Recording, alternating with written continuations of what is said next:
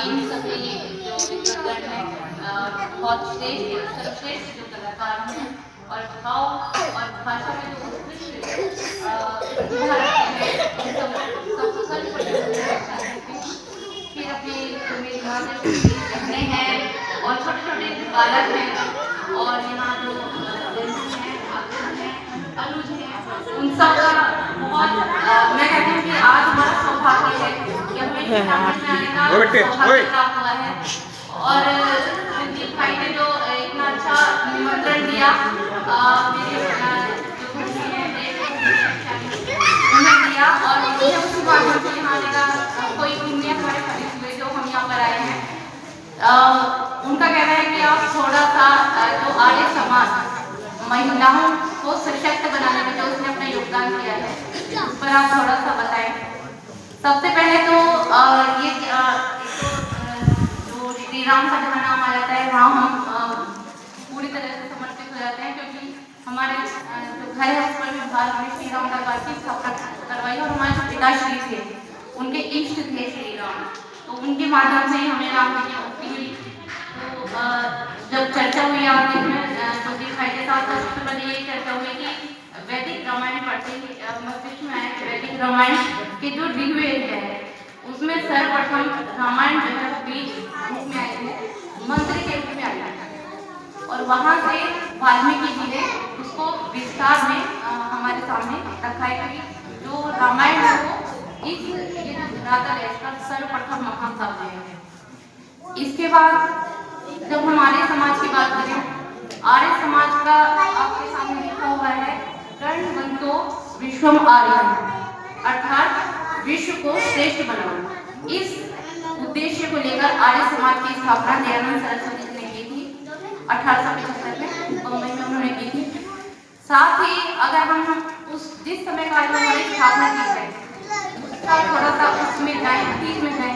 तो जो महिलाओं की स्थिति है वो इतनी अच्छी नहीं है। आज हम इस प्रांगण में है, आज मैं ऐसी स्थिति नहीं है क्योंकि बीच का जो हम कहते हैं अंधकार काल गया है हमारा जो वैदिक काल रहा है उसमें तो जो महिलाएं हैं वो पुरुषों से भी श्रेष्ठ, लेकिन जो अंधकार काल आया जब विदेशी आक्रांत आए उन्होंने महिलाओं की स्थिति को बहुत कहे कि बिल्कुल अंधकार में दी गई। उस समय जब हमारे दयानंद सरस्वती जी ने देखा कि हमारी महिलाएं हैं उनके लिए सबसे पहले आवश्यकता कि उनको शिक्षा प्रदान की जाए, उस उद्देश्य को लेकर इसके बाद दूसरा जो समानता की बात है, समानता कैसे आएगी जब उन्होंने सामाजिक और धार्मिक रूप से समान रूप से वही सम्मान दे। ये सनातन धर्म में क्या हो रहा था कि जो स्त्रियों को पीछे ले जाया गया, मंत्र उच्चारण कर आक्षेप दिए गए। ये तो अभी भी हमसे भी किसी ने कहा कि महिलाएं ओम का उच्चारण नहीं कर सकती, मैंने कहा नहीं, जो हमारी वैदिक महिलाएं हुई वो तो सारी करती थी कि वो दिव्य थी। तो दिव्य कैसे थी वो हमें बता दीजिए, हमें तो दिव्य था, हमें अंदर लाने की आवश्यकता है, ऐसा कुछ नहीं है। पवित्रता पवित्रता सबके लिए आवश्यक है, चाहे पुरुष है चाहे महिला है। तो वो जो समानता है वेद मंत्रों के उच्चारण की यज्ञ करने की वो हमें कैसे प्रदान की, वो आर्य समाज में। आर्य समाज सनातन धर्म से अलग नहीं है। आर्य समाज सनातन धर्म की शुद्धि का पुनरुत्थान का एक आंदोलन है जो आज एक श्रेष्ठ रूप में हमारे सामने है और उसने महिलाओं के उद्धार के लिए जो कार्य किया है उससे ही आगे आके सामाजिक पुनरुत्थान की एक भूमिका कहेंगे, एक जो नींव प्रकृति को 1875 में उन्होंने रख दी थी। इसके साथ आर्य कन्या विद्यालय की स्थापना की गई और साथ साथ ये भी किया गया कि जो वैदिक है और जो आंग्ल है, अंग्रेजी भाषा भी साथ साथ चलेगी, तो वैदिक आंग्ल एंग्लो जो महाविद्यालय खोले गए, विद्यालय खोले गए, डीएवी कॉलेज हम कहते हैं, चेंज दिए, वो सब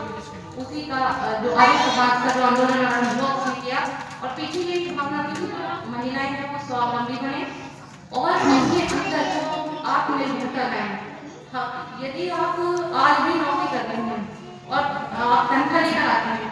और फिर आप सोचते हैं कि हमारे पिता भाई या पति या बेटा हमें निर्देशित करेगा कि हमें कैसे खर्च करना है, तो आप बौद्धिक रूप से तब भी स्वतंत्र नहीं हैं। आप आर्थिक रूप से आत्मनिर्भर हैं, ऐसा हमारी है, लेकिन तब भी स्वतंत्र नहीं है बौद्धिक रूप से स्वतंत्र आप तब है जब आप स्वयं निर्णय लेते हैं कि मेरा जो मैंने कमाई की है पैसा लाया है मुझे किस तरह करना है। वो बौद्धिक स्वतंत्रता को लाना चाहते थे कि वही पुरुष के समान स्त्री में भी है। उच्छृंखल ना हो, उच्छृंखलता करते रहने में आपको प्रवृत्ति रही है। अगर आप कुछ महिलाएं ऐसा कर रही हैं तो वो भ्रमित हैं, वो उन महिलाओं का रास्ता रोक रहे हैं जिन्होंने एक रास्ता बनाया है महिलाओं के लिए आगे बढ़ने का आत्मनिर्भर। इसके बाद 1885 में आर्य महिला समाज की स्थापना हुई, जिसे क्योंकि मेरा जो पीएचडी का विषय था वो स्त्री विमर्श था और उसमें हमने उसमें अध्ययन किया क्योंकि वो महिलाओं से संबंधित सारी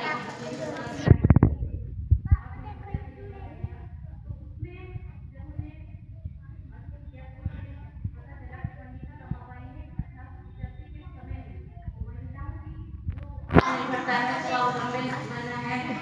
उस सब के लिए बहुत संघर्ष किए। उनकी पुस्तक भी है, उन्होंने ही आर्य महिला समाज की स्थापना की और उसके माध्यम से महिलाओं को शैक्षिक, धार्मिक, सामाजिक रूप से समानता और बौद्धिक स्वतंत्रता के लिए आगे बढ़ाया।